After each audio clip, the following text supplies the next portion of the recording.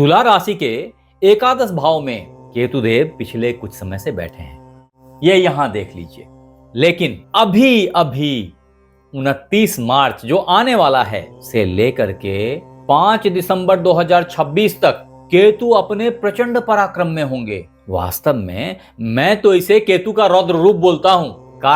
कारण देखिए तुला राशि वालों, ये केतुदेव आपके लाभ भाव में विराजमान हैं। ऐसे में केतु की नेचर को समझना पड़ेगा आपको। इस जगह पे केतु का जो बेसिक नेचर है ये है निस्वार्थ, अंदर की यात्रा, बहिर्मुखी नहीं है ये, बहिर्गामी नहीं है ये, बहुत कम बोलने वाला।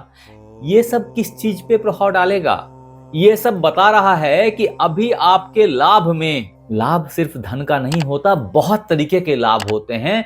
उन सारे तरीके के लाभों में जब आपका निस्वार्थ कार्य होगा, कई दफा ये बिना सर पैर के काम करवाते हैं, लेकिन ये किसी भी तरह का कार्य अभी जो आपसे करवा रहे हैं केतुदेव, अल्टीमेटली आपको लॉन्ग रन में एक अच्छा लाभ देके जाएगा, इस बात की सूचक है।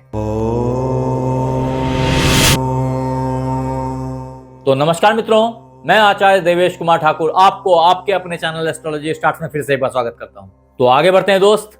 अच्छी बात यह है कि केतुदेव अपने खुद के नक्षत्र मघा नक्षत्र के 4 चरणों से गमन करेंगे। अब अगर आप यहां ऐसे देख लें तो वास्तव में ये जो 30 डिग्री का कोण बन रहा है, इस 30 डिग्री के कोण को क्रॉस करने के लिए, क्योंकि केतुदेव ऐसे चलते हैं, उल्टे चलते हैं राहु और केतु, बाकी के ग्रह 5 के बाद 6, 6 के बाद 7 जाएंगे, लेकिन ये 5 के बाद 4 में आएंगे।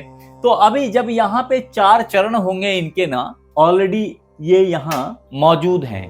अब ये अपने नक्षत्र मघा में यहां से एंट्री करेंगे, यहां से आएंगे ऐसे। मैं इसको लाइन खींच के बताता हूं, ठहरिए। तो 1, 2, 3 और 4, इन चारों चरणों को क्रॉस करके फाइनली वो हाउस परिवर्तन कर लेंगे, भाव परिवर्तित हो जाएगा। लेकिन अभी जो इस नक्षत्र में संचरण करेंगे, ऐसी स्थिति में जो मघा नक्षत्र है इसको भी आपको समझना पड़ेगा। तो दोस्त, मघा नक्षत्र का जो सिंबल है ना, वो सिंहासन है। ये वास्तव में सिंहासन जो मघा नक्षत्र का प्रतीक है, आपके लाभ भाव में पड़ा हुआ था। सिंहासन पे विराजमान होने वाला कोई व्यक्ति नहीं था। वास्तव में केतुदेव कई दफे कंफ्यूज रहते हैं, क्योंकि इनके लिए प्राप्ति वैल्यू नहीं रखती। ये आसक्ति में नहीं, विरक्ति में विश्वास रखते हैं, चीजों को छोड़ने में विश्वास रखते हैं। आपके ज्ञान के लिए बता दूं कि ये लाभ भाव किसी भी ग्रह के लिए अच्छा होना मजबूरी बना देता है। ऐसी स्थिति में केतुदेव का आपके लाभ भाव में प्रेजेंस, संग ही अपने खुद के नक्षत्र में प्रेजेंस, इनको रुद्र के समान पावरफुल बना देगा। इनकी क्षमताएं रौद्रिक हो जाएंगी। परिणाम अभी तुला राशि वालों को जबरदस्त लाभ, जबरदस्त धन संपत्ति की प्राप्ति, हर तरीके की प्राप्ति इंश्योर होगी। याद रखें, ये वक्त 29 मार्च से 5 दिसंबर का होगा। पूरे 8 महीने आपके पक्ष में हैं। कर्म करने से चूकिएगा मत। हालांकि ये याद रखिएगा, कई दफे केतुदेव बिना सिर पैर के कर्म कराएंगे। ये भी याद रखिए संग में कि आप जो भी कर्म करेंगे उस सब से आपको लाभ की प्राप्ति हो जाएगी। तो आपको ये नहीं सोचना कि आप बिना सिर पैर के कर्म कर रहे हैं, रैदर ये सोचना कि आप जो कर्म कर रहे हैं वो प्रभु के इंस्ट्रक्शन से कर रहे हैं। क्योंकि ऐसे भी केतुदेव आसक्ति के बिना कार्य करते हैं। वो गीता में भगवान कृष्ण ने कहा ना, कर्म किए जा, फल की इच्छा मत कर। एग्जैक्टली वही बात ये यहाँ कह रहे हैं कि आप कर्म करते चले जाइए, फल को मत सोचिए, फल से विरक्ति रखिए, फल तो अपने आप आएगा। और ऐसी हालत में जो फल आता है दोस्त, वो भंडार भर देगा आपका, कोई ठिकाना नहीं है। ऐसे में आपने बस एक प्रयत्न जो कि सही दिशा में हो, इसको सोच के करनी है। हाँ, यहाँ पे याद रखना चाहिए कि मघा नक्षत्र नेतृत्व, कुल गौरव, महत्वाकांक्षा, प्रतिष्ठा, आत्मविश्वास, सम्मानजनक जीवन, ये सब बाय डिफॉल्ट अपने अंदर सहेजे होता है। इसीलिए तो उसकी जो चिन्ह है वो सिंहासन है। ये सब तभी आती है। संग ही इस नक्षत्र का जो खास नेचर है जो आपके अंदर आता है इस चरण में, इस कालखंड में, वो नेचर परंपरा, वंश और ज्ञान से संबंधित है, जो वास्तव में एक किंग साइज लाइफ देता है व्यक्ति को। फॉर्चुनेटली ये नक्षत्र आपके लाभ भाव में है। अल्टीमेटली इससे तुला राशि वाले अच्छा धन लाभ अर्जन कर पाएंगे, कर सकते हैं, बशर्ते आपके जन्म पत्रिका में केतु देव की प्लेसमेंट बेहतर हो, अन्यथा सूर्यदेव की प्लेसमेंट बेहतर हो। मुझे नहीं पता, अगर आपको याद है तो अपनी जन्म पत्रिका चेक करके यहाँ लिखिए। अगर मेरे पास में कुछ वक्त रहा तो शायद मैं कुछ जवाब दे पाऊं। अब दोस्त, ये समझना पड़ेगा कि मघा नक्षत्र के प्रथम चरण से जब केतुदेव संचरण करेंगे तो ये चरण का ये कालखंड यानी कि 29 मार्च से 31 मई तक का टाइम फ्रेम कर्क राशि के नवमांश में पड़ेगा। ऐसे में जो कर्क राशि है वो तुला राशि वालों के लिए कहां है ये देखिए, और अगर आप ध्यान से देखेंगे तो आपको पता चलेगा कि वो आपका 10वां भाव है, आपके कर्म की भाव है। ऐसे में कार्य में और कर्म में थोड़ी उतार चढ़ाव देखी जाएगी, कारण ये सिंह राशि है, जो कि सिंह राशि एक गर्म प्रकृति की राशि है। संग ही केतुदेव स्वयं ही क्रूर ग्रह माने जाते हैं, हालांकि सौम्य है, और इनकी प्रकृति में प्रचंड गर्मी होती है। ऐसे में कर्क का नवमांश यानी कि जल तत्व की प्रधानता अग्नि तत्व के बीच में एक बाष्पीकृत एनवायरनमेंट आपके कर्म में थोड़ी सी हेजीनेस, थोड़ा धुंधलापन, जिसको सांसारिक एक्सेप्टेंस थोड़ी कम मिले, या यूं कह लीजिए कि छुपे हुए कार्य आप बहुत अच्छे से कर पाए। इस समय में एक अच्छी जासूस बनने की गहरी प्रवृत्ति आप में और डेवलप हो जाए और आप कुछ अच्छा कर पाए अपने लाभ को प्राप्त करने के लिए। लेकिन ये वो वक्त होगा जब थोड़ी बिछोभ लाभ से अथवा कर्म से हो सकती है।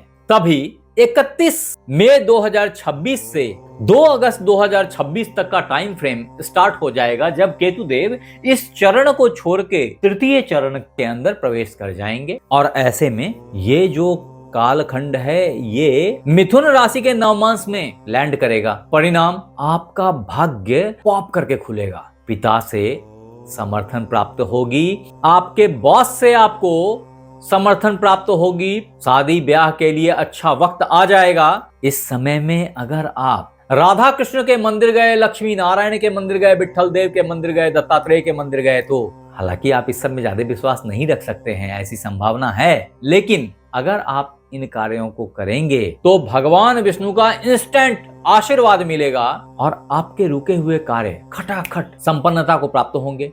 ये वो वक्त होगा जब आप विदेश जा पाएं, ये वो वक्त होगा जब आप धर्म स्थानों की यात्रा कर पाएं।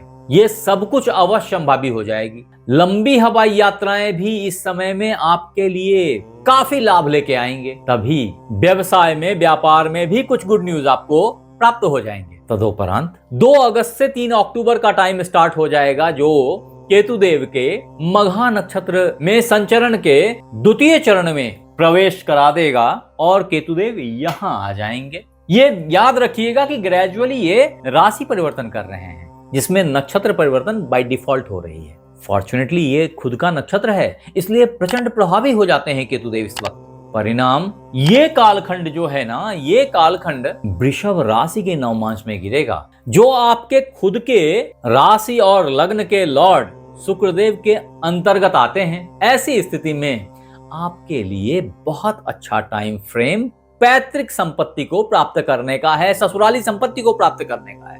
इस कालखंड में आपकी विदेश यात्रा भी अवश्यंभावी है। समुद्र पारी ये यात्राएं आपके लिए रखी हुई हैं। मैं भी जानता हूं, आप भी जानते हैं कि ये विदेश यात्रा के लिए बहुत फेवरेबल टाइम नहीं है वर्ल्ड ऑर्डर को देखते हुए, लेकिन ग्रहों की स्थिति तो यही बता रही है, मुझे तो बोलना ही पड़ेगा। ये एक ऐसा टाइम होगा जो आपको धन संचय के प्रति थोड़ा और सजग कर देगा, आपकी सोच को धन की अरेंजमेंट के प्रति अलाइन करेगा और दिखावे से दूर करेगा। ये सब चीजें अवश्यंभावी हो जाएंगी। तदोपरांत केतुदेव मघा नक्षत्र के प्रथम चरण में प्रवेश कर जाएंगे, यानी यहां से निकल के यहां आ जाएंगे, और वो डेट होएगा 3 अक्टूबर से 5 दिसंबर 2026 का। ये फेज मेष राशि के नवमांश का होएगा। ये सारी घटना कहां घट रही है? आपके लाभ भाव में घट रही है। परिणाम अभी मैंने पहले ही बता दिया था आपको कि ऐसे में आपके घर में मांगलिक कार्य अवश्य संभावी हो जाएंगे। आपके शादी हो जाने के चांसेस 99% तक श्योर शॉट हैं, अगर आप इच्छुक हैं तो। हाँ, ये भी है कि वो मित्र बंधु जो पहले से ऑलरेडी आपसी फ्रिक्शन, आपसी झमेले से गुजर रहे थे, उनके लिए बिलगांव का ये एक 100% श्योर शॉट टाइम आ गया है। अगर आप थोड़ा होशियारी से इसे बचा सकते हैं तो बचा लीजिए, अदरवाइज आप लोगों की सेपरेशन ऑलमोस्ट तय है। वास्तव में इस टाइम फ्रेम में व्यक्ति अपने अहंकार और पुरानी पहचान को तोड़कर बाहर निकलता है, और ऐसे में आपने नई पहचान बनानी है। पुराने व्यसन, पुरानी खराबियों से बाहर निकल जाएं, ये इसके लिए भी बड़ा अच्छा टाइम फ्रेम है। ये एक ऐसा वक्त है कि अगर इस कालखंड में आप बहुत परेशान हो जाएं, अगर आपको लगे कि चीजें आपके कंट्रोल में नहीं आ रही हैं, लाभ नहीं प्राप्त हो रहा है, तो ऐसी हालत में मैं आपको रामबाण उपाय दे रहा हूं। इसको याद रखेंगे, ये रामबाण उपाय है। आपको आपके पितर को याद करना, उनको प्रसन्न करना। कारण मघा के इष्टदेव पितर वो पुण्यात्माएं होती हैं जो व्यक्ति को किसी भी कष्ट से निकाल सकती हैं। ऐसे में वो मित्र बंधु जो ऑलरेडी पितृदोष से ग्रसित थे, जिनकी कुंडली में कहीं ना कहीं पितृदोष लग रहा था, उन सबके लिए ये बहुत अच्छा स्वर्णिम अपॉर्चुनिटी है। उसके समन का तरीका मैं बता दे रहा हूं, करके देखिएगा। वास्तव में ये 8 महीना जो 29 मार्च से 5 दिसंबर 2026 तक चालू रहेगा ना, इस कालखंड में 8 बार लगभग आपको अमावस्या की प्राप्ति होगी, और 8 बार लगभग चंद्रदेव यहां से गुजरेंगे, यानी कि मघा नक्षत्र से गुजरेंगे। ऐसी स्थिति में आपके पास ये अपॉर्चुनिटीज 8 टाइम्स आ जाएंगे, जिसमें आपने पितर को याद करके 1, 3 अथवा 5 ब्राह्मणों को, गरीबों को भोजन कराना है, भूखों को भोजन कराना है। अगर ऐसा करते हैं आप, तो आपके पितर प्रसन्न हो जाएंगे आपसे, क्योंकि आपने उनके निमित्त भोजन कराया है, और परिणाम आपको दिखेगा अगर आप सूक्ष्म दृष्टि रखते हैं तो। इसके अलावे आपके लिए एक जो अचूक रत्न है वो है लहसुनिया, कैट्स आई बोलते हैं। ये आप किसी रविवार को अपनी कानी अंगुली में धारण कर सकते हैं। ऐसा करने से भी आप बहुत सारे प्रॉब्लम्स से बाहर निकल जाएंगे, जो केतु जन्य होंगी और समझ में नहीं आ रही होंगी कि हो क्यों रहा है आपके साथ। फिर भी मित्र, मैं कभी बिना जन्म पत्रिका देखे रत्न पहनने की सलाह नहीं देता। इसके फायदे के बजाय नुकसान भी हैं। इसलिए आप हमें जरूर बताएं कि ये वीडियो आपको कैसा लगा, और अगर अच्छा लगा तो इसे लाइक करें, सब्सक्राइब करें, शेयर करें, बेल बटन को दबाना बिल्कुल ना भूलें, ताकि मेरी हर नई वीडियो इंस्टेंटली आप तक पहुंच जाए। और अगर ये वीडियो आप फेसबुक पे देख रहे हैं तो फॉलो कर लें। आप हमारे साथ बने रहे, इसके लिए बहुत बहुत धन्यवाद। आपसे फिर मिलते हैं अगले एपिसोड में। तब तक अपना ख्याल रखें। राधे राधे।